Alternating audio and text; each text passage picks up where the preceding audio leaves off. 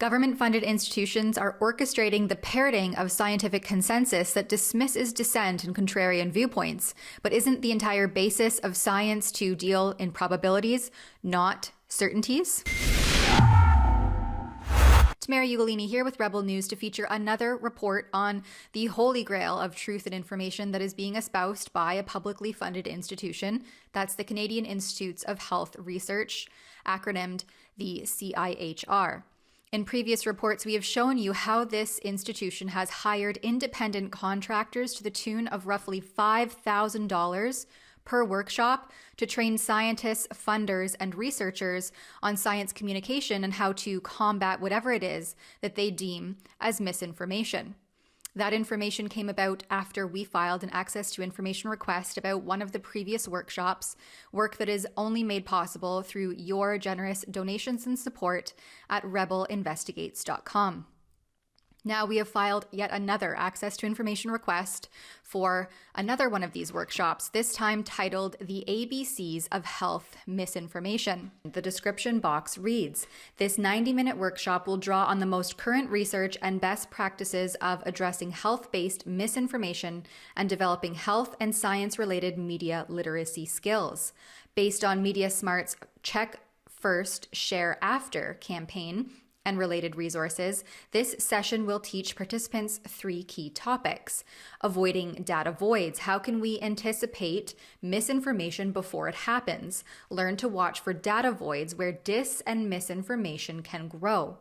Beyond fact-checking. Why do people fall for and even seek out misinformation? What psychological and emotional needs does it meet, and how can scientific communication meet them?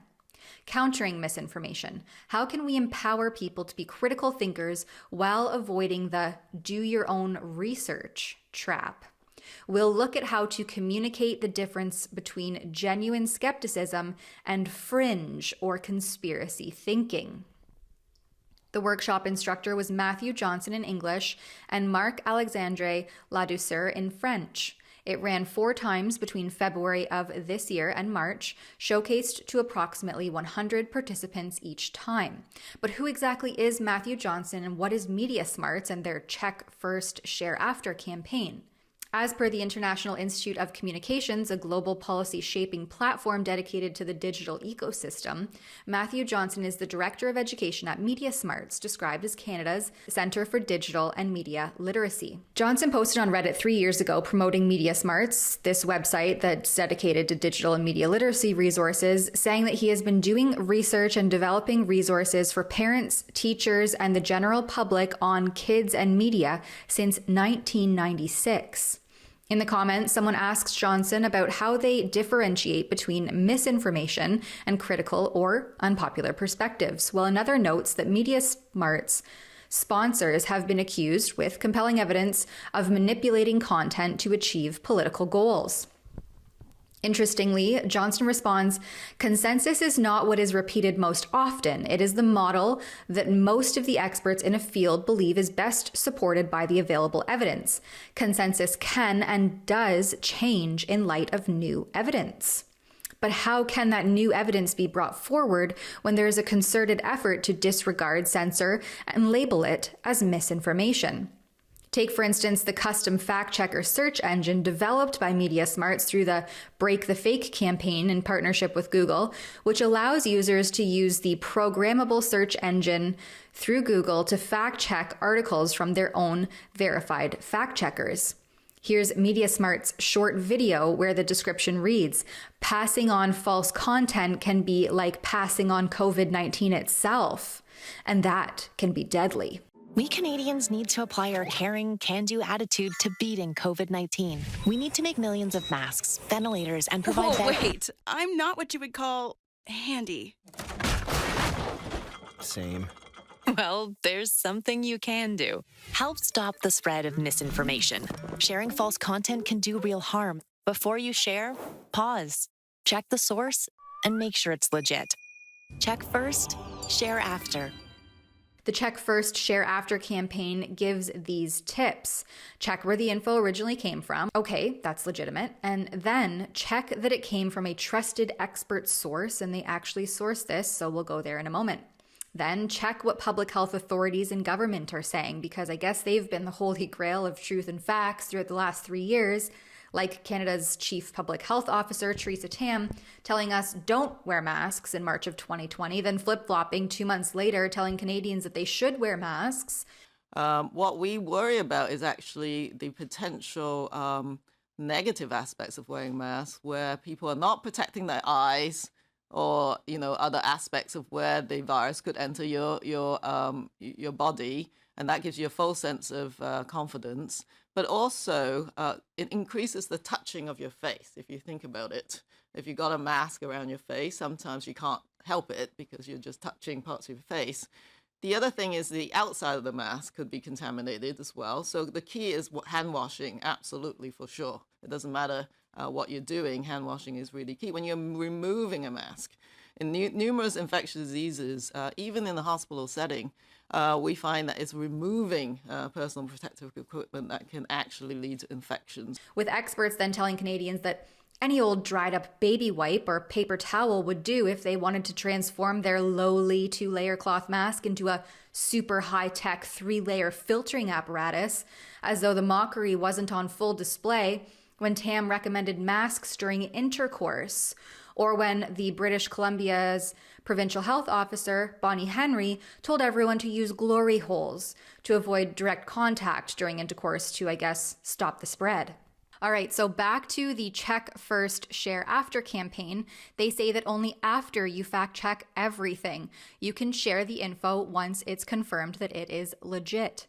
So what are these trusted and expert sources? Well, they say a trusted source has a good track record and clear process for getting facts right, like a reputable news organization. So I guess like the Canadian state broadcaster, the CBC, who began issuing clarifications and corrections almost every other week in January of 2021 after they became widely criticized throughout the pandemic for spreading false information and have been criticized by seasoned journalists like Rodney Palmer for engaging in propaganda, not news gathering. Media Smarts continues. An expert source, like a recognized scientist or health expert, has knowledge of that specific topic. Being an expert in one area doesn't make someone an expert in everything. Would you ask a psychiatrist to replace a filling? And why the heck did we trust public health bureaucrats and their sycophants who never had any direct patient care to lead our entire society through this unprecedented pandemic and ignore the advice of everyone else? But especially those who wanted to see mitigation efforts put in place to protect targeted populations like the elderly and most vulnerable. But instead, the mainstream media and these institutions featured only those who wanted harmful, suppressive restrictions in place, like lockdowns, economic sanctions, and school closures. Anyone who questioned that narrative was suppressed, slandered, smeared, censored, and had their careers essentially ruined. It showed others who felt similarly that they dare not question the narrative, or they too would face the same fate. And yet, as you scroll through the Check Then Share campaign page at the very bottom, you will see that the campaign wouldn't be made possible without certain sponsors. The Aboriginal People's Television Network, that's a Government of Canada-funded endeavor. Bell Media, who fired employees that did not comply with their indiscriminate COVID-19 mandate, even though they worked exclusively from home, while simultaneously claiming to care about mental health. Chorus, which is a Canadian mass media company that is notorious for parroting environmental progressive left ideology, and Twitter, one of the only platforms in the current technocratic social media landscape that no longer censors anyone who goes against the mainstream narrative or consensus. And lastly, of course, we have there the Government of Canada, which at this point is the agenda-driven Justin Trudeau Liberals. Now let's get back to that custom fact checker search engine partnership with Google that Media Smarts and their Break the Fake campaign have. It utilizes searches through Snopes.com, the Agency for French Press, factcheck.org, PolitiFact, the Washington Post fact checker, the Associated Press fact check, HoaxEye, dedicated to identifying fake or hoax pictures, and then Radio Canada's Decryptors website dedicated to tracking down misinformation on social media. These fact checkers are notorious for not actually fact checking, but rather opinion checking, and as we've seen, parroting the consensus.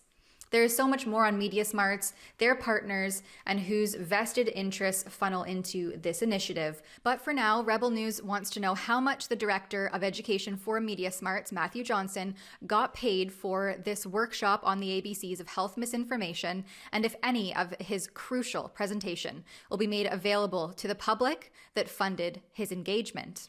And of course, how does Johnson reconcile his own comment from 3 years prior? The consensus can and does change in light of new evidence. Yet the fact checkers, who actually usually just opinion check, are quick to suppress anyone who questions that consensus that organizations like MediaSmarts seem to uphold. I reached out to MediaSmarts to ask just that, but sadly they did not respond before the publishing of this report. In the end, how does all of this ideation around misinformation, how is it reconciled with the entire basis of science? That is, to constantly question and evolve, to deal in probabilities, not in certainties. For Rebel News, I'm Tamara Ugolini. Help us continue this investigative journalism at rebelinvestigates.com. With your continued support, we will be able to file access to information requests and appeal them as necessary. It also helps to continue fund our broad journalistic efforts. And at that special website, rebelinvestigates.com, you can watch all of our exclusive reports. Thank you for your continued support.